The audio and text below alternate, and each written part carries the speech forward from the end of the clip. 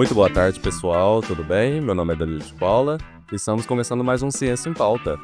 Hoje a gente tem como convidado o Gustavo e a Osânia, sejam muito bem-vindos. Olá, pessoal, mais um Ciência em Pauta e hoje para falar para vocês sobre cachaça. Nada mais brasileiro que isso e nada mais prazeroso para a gente também do que discutir sobre isso. Estamos com convidados muito especiais, nossos professores e pesquisadores, Gustavo Gravatinho, Osânia Ferreira. Apresentem-se um pouco para as pessoas que estão nos ouvindo e nos vendo. Olá para todo mundo, meu nome é Osânia, né? Eu já estou na UENG há bastante tempo, desde 2007, e aqui a gente sempre trabalhou um pouquinho com cachaça. E aí, em 2009, eu tive o prazer de conhecer o Gustavo, né, Gustavo? E a gente fez doutorado, a gente seguiu junto, né, fazendo mestrado e doutorado, e em 2017 o Gustavo chegou aqui na UENG de Frutal e a gente conseguiu alavancar ainda mais essa questão de produção, de construção de conhecimento em cima de cachaça, né, Gustavo? Isso. Aproveitando já me apresentar, meu nome é Gustavo, eu venho de Jaboticabal, formado na FATEC, na Unesp, lá de Jaboticabal. Foi lá, como a Osânia disse, que a gente se conheceu. Foi lá também que eu aprendi a trabalhar com produção de cachaça, com a professora Márcia Mouton, que é uma das referências aí dentro do setor. Então lá a gente fez de tudo um pouco, né? A gente produziu cachaça, a gente avaliou cachaça e quando tive a oportunidade de voltar a trabalhar com a Osânia novamente aqui na UENG, a gente tentou alavancar, trazer a ideia da pesquisa da cachaça, do trabalho com a cachaça aqui em Frutal, que acho que faz todo sentido. Cachaça com Minas Gerais, cachaça com o Cerrado, com o Triângulo Mineiro, Alto do Paranaíba. É uma área já histórica aqui na nossa região, né? E a gente vê que acho que foi muito legal porque a UENG de Frutal tem se despontado, acho que a gente vai falar um pouco sobre isso na nossa conversa, como uma referência dentro dessa nossa região de desenvolvimento de tecnologia, de extensão para o produtor, enfim, como um polo onde o produtor do Triângulo Mineiro e do Alto do Paranaíba tem buscado para poder ajudar no seu processo de produção, na melhoria dos seus produtos, enfim. Essa é a nossa linha de pesquisa.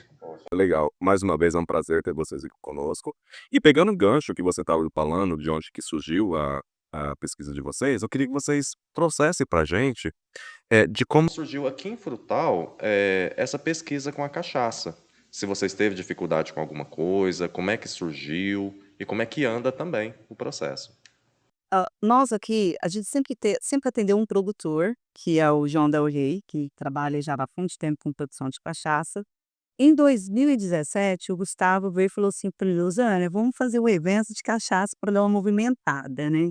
Vamos tentar trabalhar aqui um curso de cachaça. E a gente pegou e fez esse evento, que ocorreu lá em Iberaba, uma parceria do Sim de Bebidas. Me ajuda aí, Gustavo. Bom, Osânia, na verdade, o evento aconteceu em 2019, quando Osânia e a gente pensou em algo que seria interessante aí, em desenvolver junto com os produtores de cachaça da região. Na verdade, a gente tinha um produtor forte que estava buscando o seu registro junto ao mapa, mas tinha vários outros que tinham interesse em começar o negócio, ou mesmo que ele não produzia cachaça, mas às vezes ele comprava a bebida e rotulava como um produto próprio dele.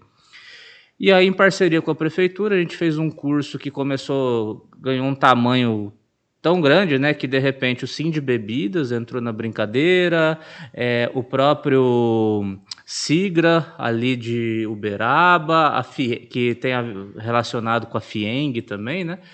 E uma parte desse curso acabou sendo realizado aqui em Frutal, e outra parte a gente foi até Uberaba, na Expo Sigra que tem lá. Então a gente teve uma sala disponível, a gente foi dar um curso sobre cachaça lá.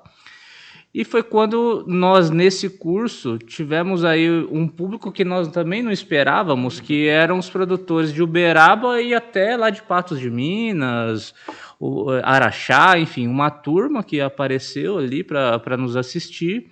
E a gente teve a oportunidade de fazer esse network, né?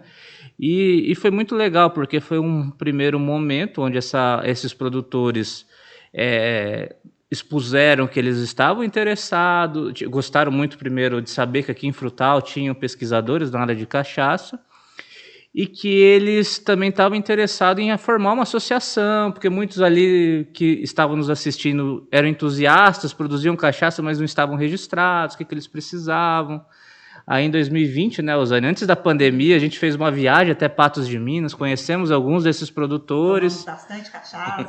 A Osane saiu trançando as pernas de lá. Aí isso aconteceu. Então, assim, a associação de fato se consolidou, o pessoal é muito animado, né? A professora Osânia hoje tem uma cadeira dentro dessa associação, que é a Associação dos Produtores de Cachaça de Alambique do Cerrado Mineiro, que é a CACEM. Hoje o professor Fernando Mello, também aqui da UENG, coopera lá, ajudando os produtores a trazer a identidade regional da bebida. E nós, pensando em projeto de pesquisa, né, Osânia, a gente mandou um projeto para a FAPEMIG, num primeiro momento, que foi universal, onde a gente conseguiu, pensando em parceria para auxiliar esses produtores. O projeto foi aprovado, está se encerrando por agora também. Então, enfim, depois a gente conta um pouquinho sobre ele. E, assim, é bem legal, porque a gente tem conseguido trazer várias informações novas para esses produtores. A Osânia tem ajudado muito, acho que ela vai poder contar um pouco mais a atuação dela lá na associação, ajudado muito eles em se registrar, em conhecimento técnico. Às vezes, você vê que eles sabem fazer a cachaça artesanalmente, mas às vezes falta uma outra informação mais acadêmica. A professora Osânia ajudou muito eles nisso, então muitos avançaram assim a passos largos.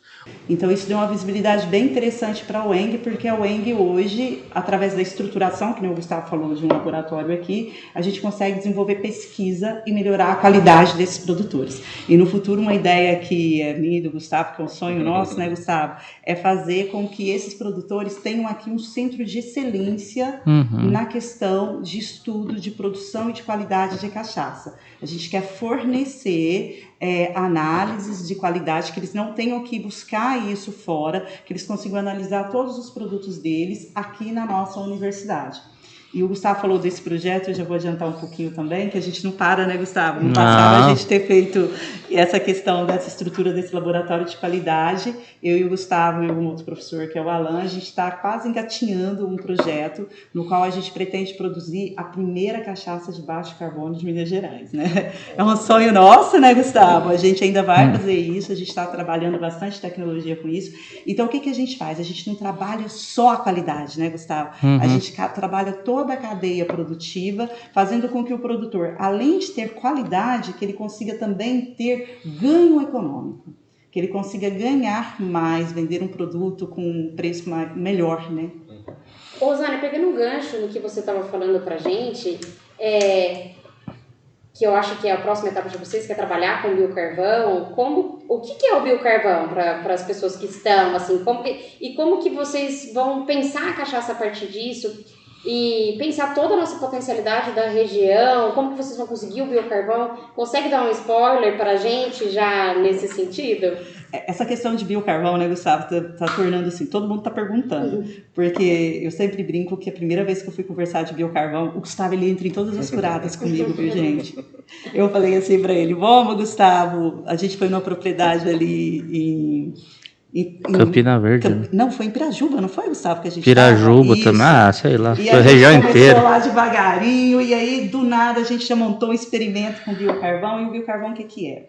É um material que ele é obtido a partir da pirólise da biomassa, de resíduos agrícolas, né? Ele é rico em carbono e ele é rico em um carbono recalcitrante, que a gente fala, que fica bastante tempo no solo. Então, ele é capaz de tirar aquele carbono que está na atmosfera, incorporar ele no solo e ficar presente ali por até 100 anos. Então, a gente sempre fala que essa é hoje a única tecnologia disponível e que realmente trabalha as questões de mudanças climáticas. E aí, nessa ideia toda, a gente tem um amigo nosso, que é o Alan, que é um professor colaborador, e o Alan queria aplicar esse biocarvão, assim, para melhorar a questão de qualidade, de produção e tudo mais.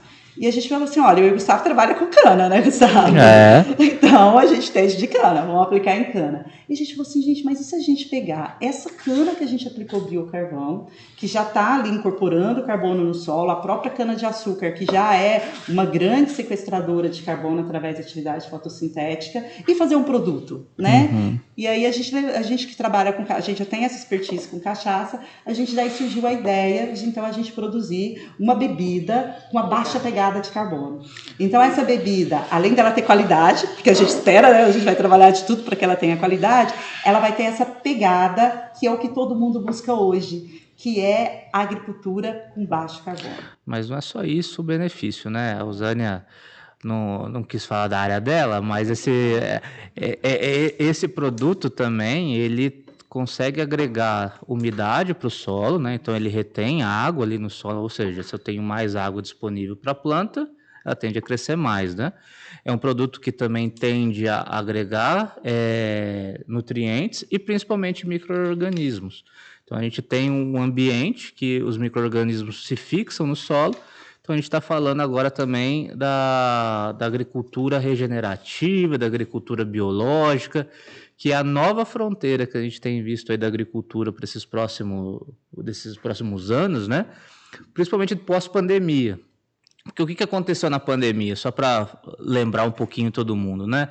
Tudo fechou. Ainda quando estava tendo a pandemia, teve uma guerra entre Rússia e Ucrânia, e de repente tudo no mundo ficou muito caro, né? Por conta desses dois fatores, e uma das coisas foi fertilizantes.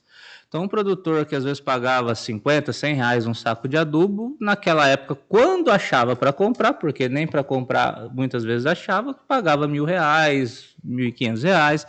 Então, assim, o custo de produção subiu absurdamente. Então, começou-se a buscar alternativas. A alternativa do biocarvão é uma alternativa antiga, a gente não pode falar que isso é uma tecnologia nova, assim, porque o outro nome popular do biocarvão hoje é terra preta de índios, né? Que isso é um negócio que já vem lá de trás, ou seja, o pessoal já usava isso há milhares de anos atrás.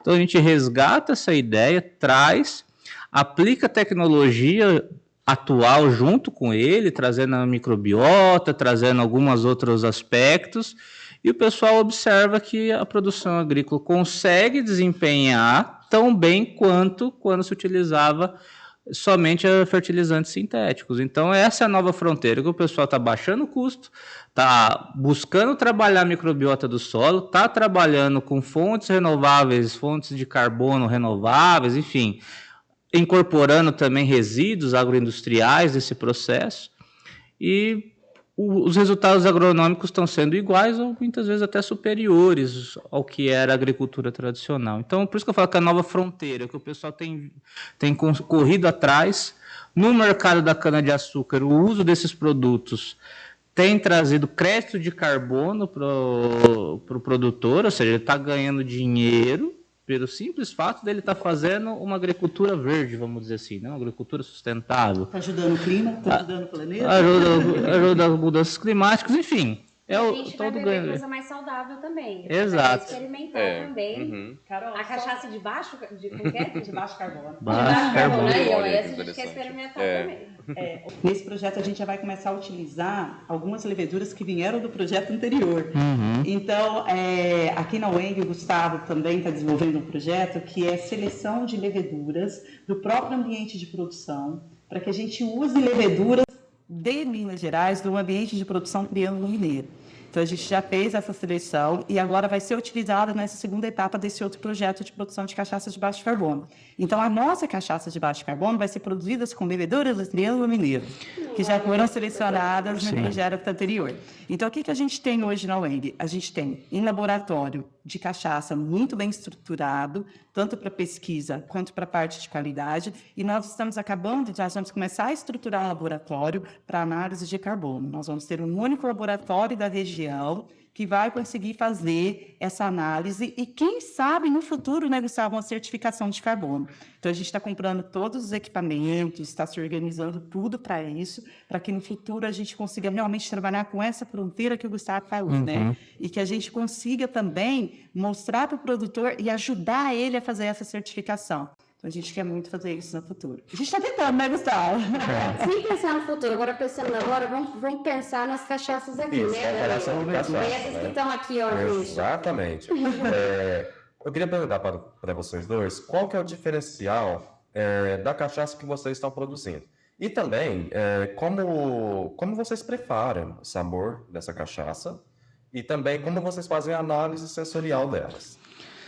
Claro, na verdade, a tecnologia de produção de cachaça, ela é mais velha do que andar para trás, né?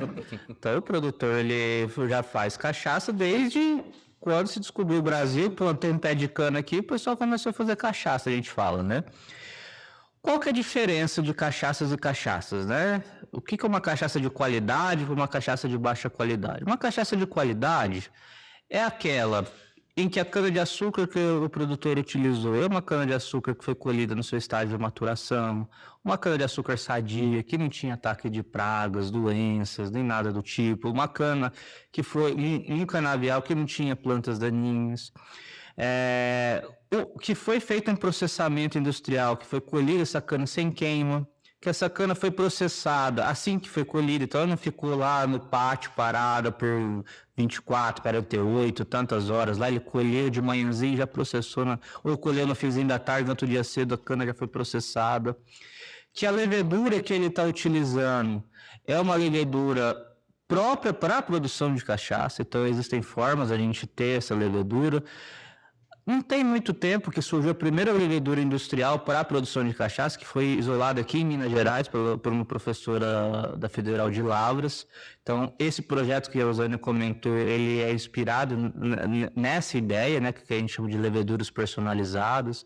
Então, nós somos em 10 produtores, pegamos o fermento que eles desenvolviam lá, isolamos essas leveduras, identificamos quantas leveduras tinha ali, quais leveduras eram dominantes, e pegando levedura por levedura dele, do fermento que ele utilizava lá, isolamos e fizemos uma cachaça para cada levedura dessa.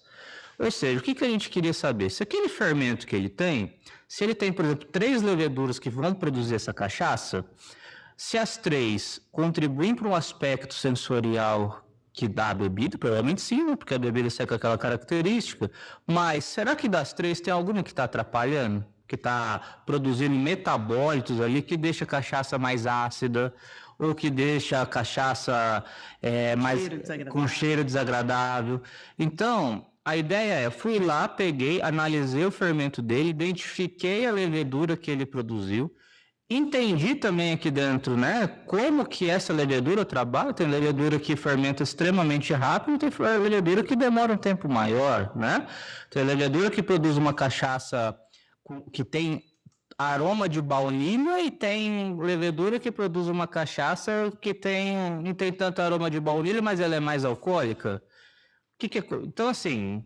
Será que a gente precisa fazer uma mistura das duas, para que a gente obtenha teor alcoólico e flavor ao mesmo tempo? E o que determina a cor? É a própria levedura ou tem algum... Não, porque elas são diferentes. Assim que a gente produz a cachaça, ela sai isso aqui, ó. A cachaça branca que a gente fala, né? Então, depois que fermentou, que foi feita a destilação, então, fermentar corretamente, destilar corretamente, você vai ter uma cachaça que é aquela que a gente toma e não parece que tem um gato descendo na nossa garganta, né? Então, ela é uma cachaça gostosa. Depois disso, muitos produtores pegam essa cachaça aqui, ó, e vão lá e colocam numa madeira, num tonel de madeira, num barril de madeira para ela envelhecer. Pode ser uma madeira, por exemplo, de carvalho, essa daqui, ó. Carvalho é a mais famosa do mundo, porque é o pessoal que envelhece o uísque, geralmente na Europa, né? Lá tem muito carvalho, é uma planta nativa de lá. O pessoal pegava essa carvalho, transformava num barril, põe o uísque para envelhecer. Aí a gente, para copiar os europeus, começamos a importar essas madeiras de lá, muitas vezes barris usados de envelhecimento de uísque, e começamos a envelhecer cachaça neles. Então ela fica 2, 3, 4, 5 anos, enfim, né? Até que alguém aqui no Brasil percebeu, poxa, mas a gente tem madeira nativa aqui, vamos tentar usar as nossas madeiras para fazer barril. Aí vem, por exemplo, essa de jatobá, que é uma madeira brasileira, e o pessoal construiu um barril e pôs essa cachaça aqui para envelhecer lá. Vocês conseguem ver a diferença de cor, né? Isso aqui já é um amarelo mais clarinho, isso aqui já é mais âmbar, né? Aí foi feito, me ajuda, Deus, né? Amendoim, Isso. é, Grápia, amburana. amo amburana. Amburana é Eu gosto do isso. cheiro. Então, assim, é isso que vai dar a cor da bebida. E o flavor, o sabor, né? Cada uma vai trazer um sabor diferenciado para a bebida. Uma coisa importante que o Gustavo falou é que mesmo essa cachaça aqui, que a gente chama de a cachaça branca que a gente chama, né? Ela passa por um processo de descanso. Então, ela é destilada, mas ela não é rapidamente colocada na embalagem. Geralmente ela fica ali 6 meses descansando. Para que é importante esse período de descanso? Para que a gente tenha uma acentuação dos sabores e dos aromas. Então a verdadeira cachaça de qualidade, ela passa por esse processo. Mesmo ela não indo para o processo de envelhecimento, ela não é envasada antes de passar por esse processo de descanso. E para que ela não tenha influência de nenhum outro material, essa daqui fica descansada em tonéis de inox. Isso? Tanque de inox. Isso. Eu ia perguntar isso agora, porque essa daqui a gente viu que é carvalho e jatobá, mas essa daqui, por ser transparente, né? Uma coisa importante que o Nossa. Gustavo pode também falar aí é a respeito dos processos de destilação, que também influenciam bastante na bebida, né? E lá na associação, na Cacém, todos os produtores trabalham com cachaça destilada em alambique, né? Porque você pode destilar ela no sistema de coluna e no sistema de alambique. E cada uma, não existe assim, falar, a cachaça de alambique é melhor do que a cachaça de coluna, ou a cachaça de coluna é melhor do que a cachaça de alambique. Uma cachaça bem feita, ela pode ser destilada nos dois, mas vai mudar a composição, o flavor, tudo isso vai mudar. Mas isso não quer dizer que a cachaça de coluna não tenha qualidade. É que é muito tradicional a gente usar o alambique. O alambique, ele é uma questão muito mais de tradição, né, Gustavo? Eu ia falar, de faz parte história, da identidade de também. identidade, isso. Ô, Zane, eu vi, desculpa, Danilo, mas fala pra gente que eles estão com 2 selos. Vocês foram premiados. Pois é. Conta isso pra Antes gente. disso, eu falar um negócio. A Osana falou que não existe cachaça de baixa qualidade, Não. que a cachaça não é ruim. Cachaça, ela é muito melhor do que o uísque, por exemplo. Pra vocês terem uma ideia, um uísque quando a gente compra, para ele ser tragável, por exemplo, não vou falar a marca, mas um rótulo vermelho da vida aí, né? Ele é um uísque que ficou descansando lá 8 anos, né? Uísque 8 anos. E ainda a gente mistura aquele negócio com guaraná, com um energético, põe alguma coisa. O melhorzinho, um rótulo preto, sei lá, você vai ter 12 anos descansando e ainda assim você não bebe aquele trem puro, um cowboy daquilo, né? Um rótulo azul, um rótulo verde, um dourado, aí é de 16 anos pra cima, aí é gostoso beber. Então essa aqui, por exemplo, ó, que é gostoso beber, a gente bebe esse negócio puro e manda ver nisso aqui, com 4 anos já tem essa característica de bebida. Quando o pessoal faz teste às cegas na Europa, você comparando o uísque com a cachaça ganha disparadamente, né? Só que qual que é a diferença? O uísque, ele é a bebida do James Bond, ele é a bebida da elite, não sei o quê. E a cachaça é a bebida do Brasil, né? Dos escravos, da classe da classe baixa, né? Por isso que o Brasil vem já trabalhando há pelo menos 20 anos aí, tentar levar a cachaça para o mundo, para mostrar, não, nossa bebida é uma bebida de qualidade. E a gente tem visto cada vez mais a cachaça ganhar mercado, principalmente na Alemanha, ganhar mercado Na nos Europa. Estados Unidos, na China também, o pessoal tem comprado e tem gostado. Ô, Gustavo, uma coisa que eu acho importante a gente ressaltar é que a bebida cachaça de qualidade bem feita, ela não precisa ser envelhecida, tá? Por exemplo, essa daqui, se vocês tomarem ela, se vocês depois quiserem experimentar, a gente sente no finalzinho dela o doce dela. Ela não tem açúcar, mas você sente a doçura e o sabor dela. Por quê? Porque foi uma bebida que, além de ter sido bem fermentada, bem destilada, ela passou pelo processo de descanso. Então, isso que o Gustavo falou é interessante. Você não consegue beber um uísque que acabou de sair ficando só 6 meses no tonel, por exemplo, de inox. Mas você consegue beber uma cachaça sim. Por quê? Porque o processo produtivo, a questão de qualidade, faz com que a gente consiga ter essa qualidade de bebida e essa doçura no momento de degustar ela, né? Já que a gente está fazendo propaganda da cachaça, Essa cachaça Del Rey. vamos comparar também com a vodka, né? O que é a vodka? A vodka ela é uma bebida originalmente produzida a partir da fermentação da batata na Rússia. O pessoal fermentava a batata, destilava aquele negócio, ia tomar Não conseguia tomar também, né? O que eles faziam? Ia lá e destilava aquele trem de novo. Ia beber, não conseguia beber, ia lá e destilava de novo. Então, quando vocês pegam essas marcas de vodka mais caras, vocês veem lá, por exemplo, vodka triplamente destilada, 4 vezes destilada, 5... O que sobra ali no final? Água e álcool. Tanto é que você toma aquilo lá, você só sente o gosto alcoólico. Por isso que ela é ótima para fazer drink. Você simplesmente está pegando um suco e deixando ele alcoólico com a vodka, né? Por isso que, não sei se vai ser o tema da nossa discussão, o pessoal falsifica muita vodka. É muito fácil, Você né? compra álcool de posto ou de mercado, horror. o que quer que seja aí, né? E põe um sabor lá, ou vende ela pura mesmo, porque é gosto alcoólico. E na cachaça? Na Tem cachaça, chance de virar metanol também, já que é a onda do momento? Eu nem ia tocar nesse assunto, mas você fez. O Gustavo, não esquece de falar dos selos, você esqueceu de falar. que volta você. Metanol, né? Todo mundo fala, todo mundo tá com medo do metanol e tem que ter medo mesmo. Muito medo. Tem que ter medo. O que acontece? Na produção de cachaça, acontece qualquer processo fermentativo a produção de metanol? Sim. Principalmente quando o processo produtivo ele não é bem conduzido. Por exemplo, assim que a gente fez a moagem do caldo de cana, a primeira coisa... Vamos pegar o garapeiro. O que o garapeiro faz depois que ele moe o caldo antes de dar pra gente? Ele peneira, né? Tem uma peneirinha ali, Sim. porque senão você toma aquele negócio cheio de bagacinho que acaba caindo. O produtor ele tem que peneirar também. Se não peneirar, vai muito bagaço junto. O bagaço ele tem pectina, que durante a fermentação ali ela reage e um dos produtos da reação da pectina é a produção de metanol. Ah, mas produz muito metanol? Não, produz ppm de metanol. Que no processo de destilação, se o produtor conduz ela certinho, você já tira aquele metanol logo de cara, porque ele tem um ponto de ebulição muito baixo. Então é o primeiro que sai ali no processo de destilação. A gente corta, a gente arranca isso daí do processo. É o que a gente chama de cabeça, né? cabeça. De álcool de cabeça, é tirado. Que se a gente até brinca, né? Se a gente toma esse álcool de cabeça, a gente no outro dia acorda Com dor de cabeça. né? A famosa ressaca dessas bebidas baratas.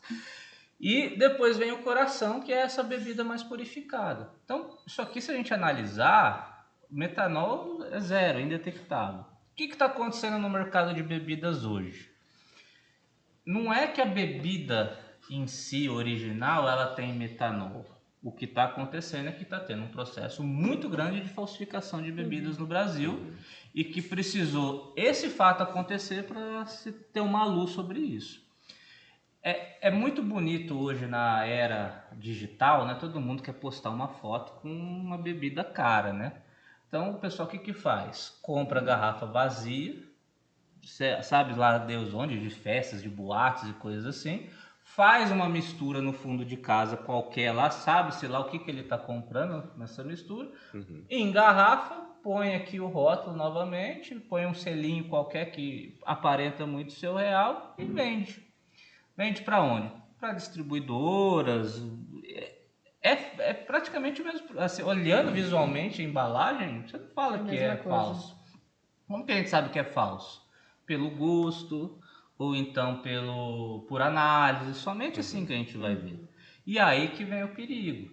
Se você vai num local que você não confia na procedência daquela bebida, melhor você não consumir, né? Se você vai comprar uma vodka, um gin, qualquer coisa que seja, que o preço de mercado, você sabe que é R$100 e a pessoa está te vendendo por R$40, por R$50, se não está vindo de uma grande rede atacadista que está com uma promoção queima de estoque, a chance daquilo ali não ser um produto original é muito grande. Então é isso que a meninada tem que ficar esperta hoje em dia, porque... Isso é muito perigoso. A gente viu que teve gente que ficou cega, teve gente que morreu, teve gente que ficou internado por muito tempo e saiu com sequelas, porque é um produto tóxico, né?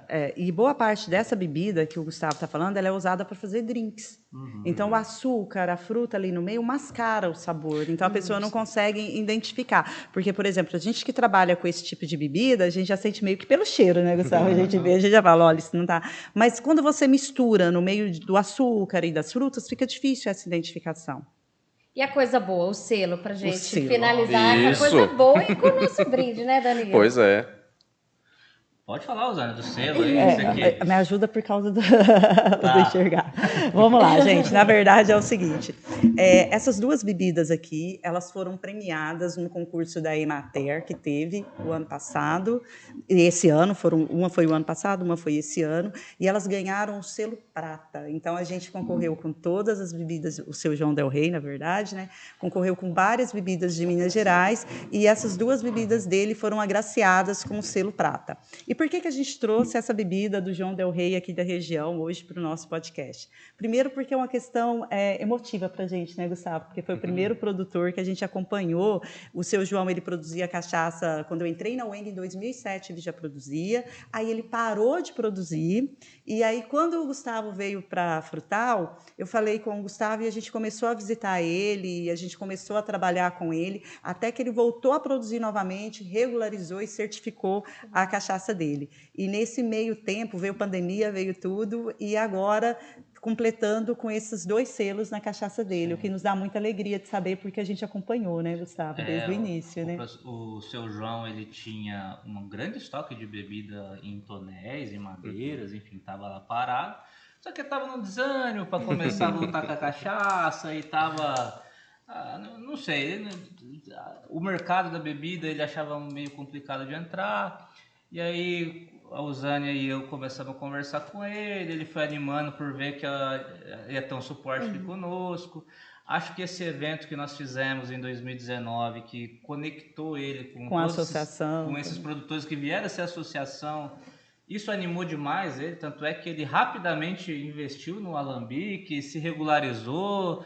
E eu vou contar uma coisa para vocês, produtor de cachaça e produtor de queijo não pode ver um concurso que eles vão o produto para concorrer. E hoje em Minas, os concursos que a Emater faz, que o pessoal lá em Araxá e Expo Queijos faz, ele é assim, se você ganha um prêmio lá, tem cachaças e queijos do mundo inteiro, que o pessoal manda cachaça ali para poder concorrer. Hoje a gente trouxe do seu João, mas, por exemplo, dentro da associação tem um produtor, se eu não me falo a memória, de Tuiutaba, que é o Vanderlei, que ganhou um prêmio na França, se eu não me engano. Ele mandou para a Europa lá. Cachaça Vanderlei Azevedo. Mandou a bebida deles para a Europa e ganhou de várias outras bebidas europeias, né?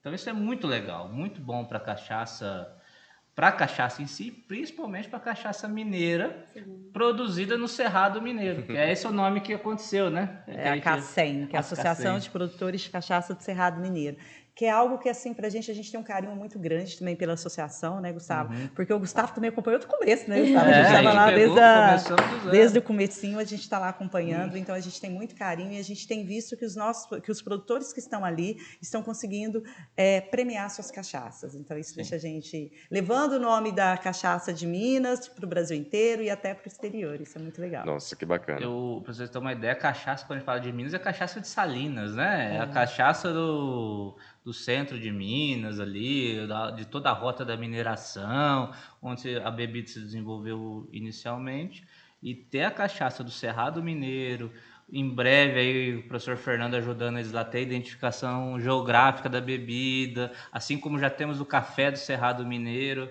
o queijo da canastra. Em breve a gente vai ter aí a identidade geográfica. A gente vai ter a cachaça do Cerrado Mineiro, ainda de baixo carbono, sabe? E de baixo carbono. E ainda produzida com leveduras do Cerrado Mineiro. Exato. Pois é, gente. Olha, parece que não, mas tem muita ciência envolvida na produção de cachaça, né? Desde do biocarvão, né? Da sustentabilidade, né? Da cana-de-açúcar e tudo mais. Gente, então, para finalizar, vamos fazer um brinde com a cachaça?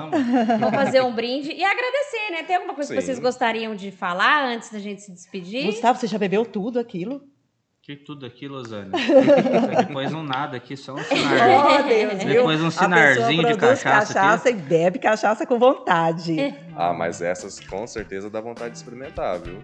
E antes do nosso brinde, pra gente finalizar, deixa eu deixar a palavra pra vocês, se vocês quiserem deixar alguma mensagem. Gente, experimenta a cachaça do Cerrado Mineiro, é a melhor do Brasil.